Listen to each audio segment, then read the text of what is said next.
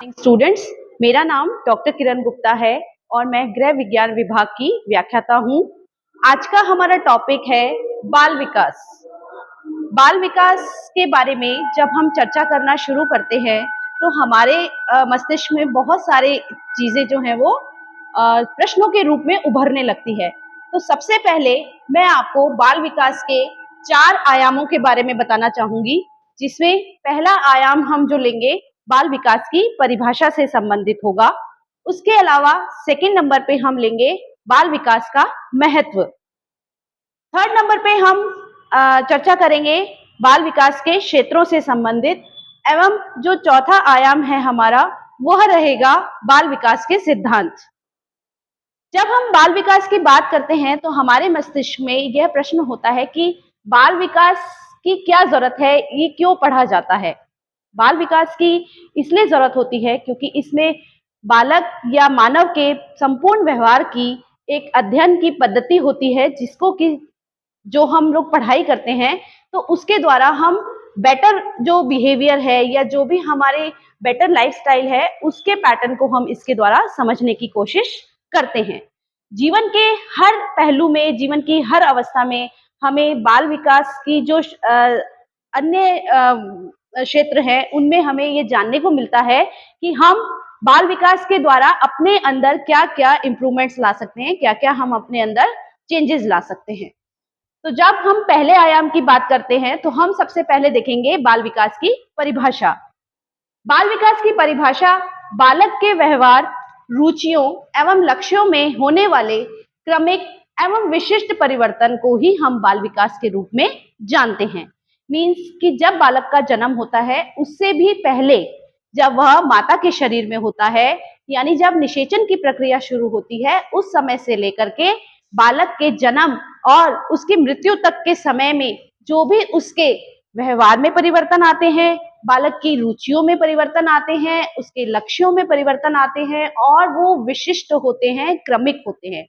हर मानव का जीवन जो होता है वो जीवन पर्यंत जो है परिवर्तनों से गुजरता हुआ ही आगे की ओर अग्रसर होता है।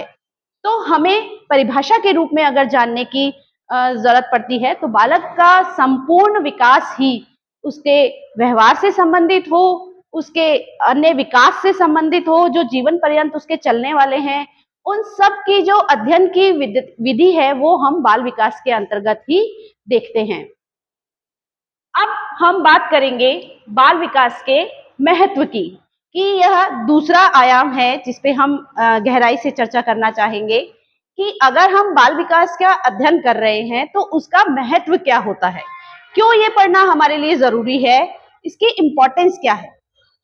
सबसे पहले देखिए, बालक के व्यवहार में नियंत्रण के लिए, व्यवहार जो है वो हम सभी के लिए बहुत ही महत्वपूर्ण एक हमारा गुण होता है, जिसके द्वारा हम खुद से और दूसरे लोगों के साथ में बातचीत करना या अपने संबंध बनाना सीखते हैं।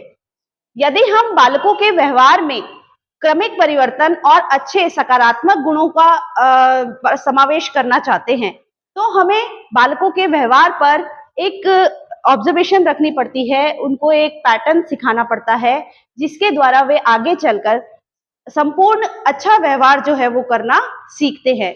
जैसे कि अपने परिवार में उन्हें कैसे व्यवहार करना है, अपने दोस्तों के साथ उन्हें कैसे व्यवहार करना है और अपने से बड़ों के साथ में उन्हें कैसे व्यवहार करना है, और अपनी जो उनकी व्यक्तिगत लाइफ स्टाइल है या जो भी व्यक्तिगत उनका जीवन है उसमें उन्हें अपने प्रति कैसा व्यवहार रखना है, यह सभी चीजों के नियंत्रण एवं उनके स्वरूप को बनाने के लिए हमें बालक के व्यवहार नियंत्रण के लिए इसका महत्व हम जानते हैं।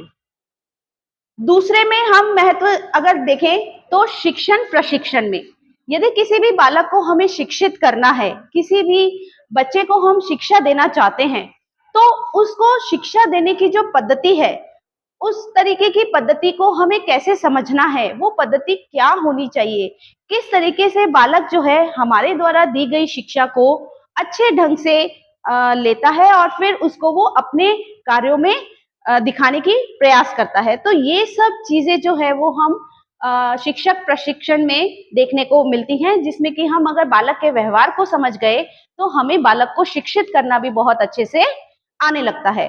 तो जब भी हम बालकों को पढ़ाने की कोशिश करते हैं, उनके व्यवहार को समझने की कोशिश करते हैं, तो हमें कहीं न कहीं बाल विकास के बारे में ज्ञान होना या जानकारी होना अत्यंत आवश्यक हो जाता है।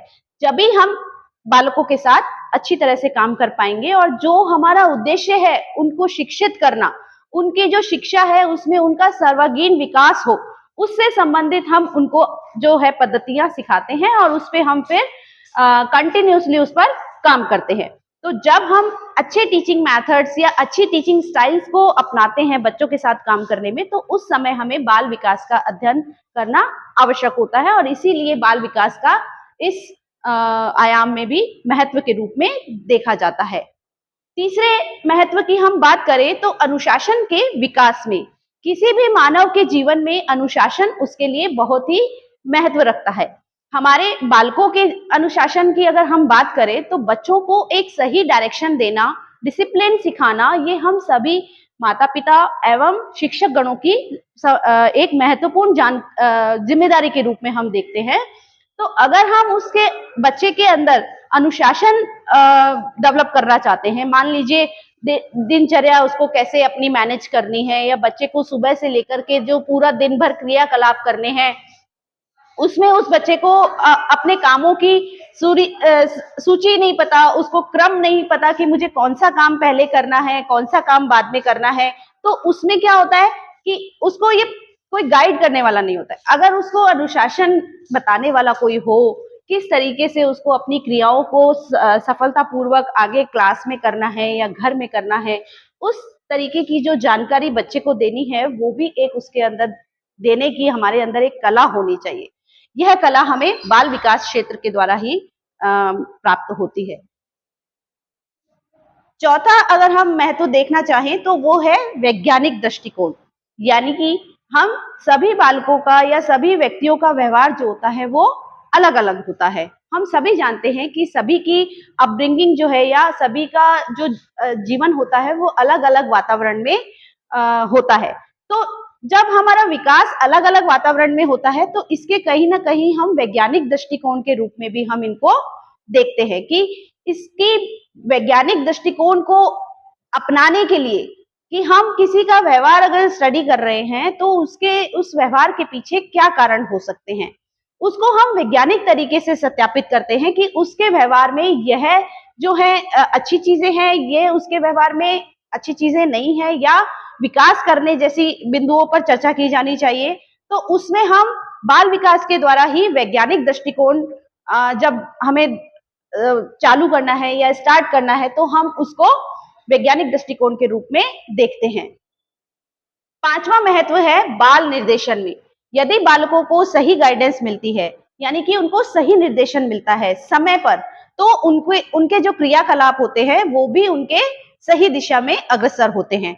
उनकी क्रियाएं, उनकी जो रुचियां हैं या उनकी जो इच्छाएं हैं, वो उनको एक सही डायरेक्शन में माता पिता के द्वारा या अध्यापक गणों के द्वारा जो है वो सही समय पर बताई जानी चाहिए। यदि हमने बाल विकास के बारे में जानकारी है हमारे पास, यदि हम उसके बारे में कुछ भी जानते हैं, तो हम बच्चों के बाल निर्देशन में भी बहुत अच्छा काम कर सकते हैं। मतलब इस क्षेत्र में भी हम एक बहुत अच्छा कार्य बच्चों के लिए कर सकते हैं। कई बच्चों को कुछ चीज़ों के ज्ञान नहीं होते हैं, कुछ समस्याओं को समाधान करना नहीं आता है, वो परिस्थितियों से घबरा जाते हैं। बहुत सारे उदाहरण हैं जिसमें बालकों को किसी के परामर्श की आवश्यकता होती है। वे अपने विचारों से उस परिपक्वता तक नहीं पहुंच पाते हैं जहां तक उन्हें होना चाहिए। तो सही निर्देशन जो है वो हम एक बाल विकास जो एक्सपर्ट होते हैं उनके द्वारा हम इस तरीके के बाल निर्देशन के कार्यों को भी हम संपूर्ण करते हैं। अगर हम तीसरे आयाम की बात करें तो हम बाल विकास के क्षेत्रों की बात करना चाहेंगे कि बाल विकास के जो क्षेत्र है वो कौन-कौन से हैं, कि कौन-कौन से ऐसे फील्ड है जिसके अंतर्गत हम जो है वो बाल विकास के बारे में जानकारी हासिल करते हैं। जैसे कि विकास की विभिन्न अवस्थाओं का अध्ययन किया जाता है। जो जीवन हमें मिलता है उसमें हमारे जीवन में बहुत सारी स्टेजेस चलती हैं और उन स्टेजेस में डेफिनेटली कंटिन्यूस जो है वो चेंजेस भी होते रहते हैं। हर स्टेज में अलग अलग तरीके के हमारे डेवलपमेंट्स होते हैं, हर तरीके के स्टेज में हमारे अलग अलग ग्रोथ होती है। तो उस तरीके की जब अवस्थाओं से हम गुजरते हैं तो उनका जो अध्ययन है वो भी बाल विकास के क्षेत्रों के अंतर्गत ही आता है।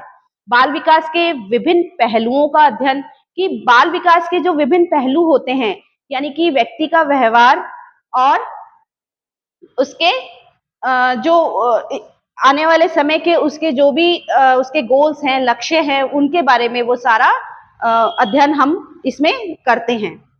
इसके अलावा वंशानुक्रम एवं वातावरण के प्रभाव का अध्ययन हम बाल विकास के अंतर्गत करते हैं। और चौथा आयाम अगर हम बात करें तो हो गए सिद्धांत।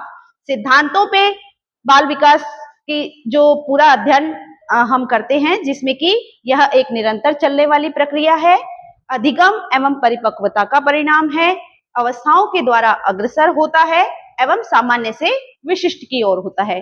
यानी अगर हम बात करें तो बाल विकास जो है वो चारों आयामों से परिपूर्ण होता है। बालक के संपूर्ण सर्वांगीण विकास हेतु हमें बाल विकास का अध्ययन करना आवश्यक होता है। थैंक यू स्टूडेंट्स, मुझे आशा है कि आपको यह लेक्चर पसंद आया होगा। धन्यवाद।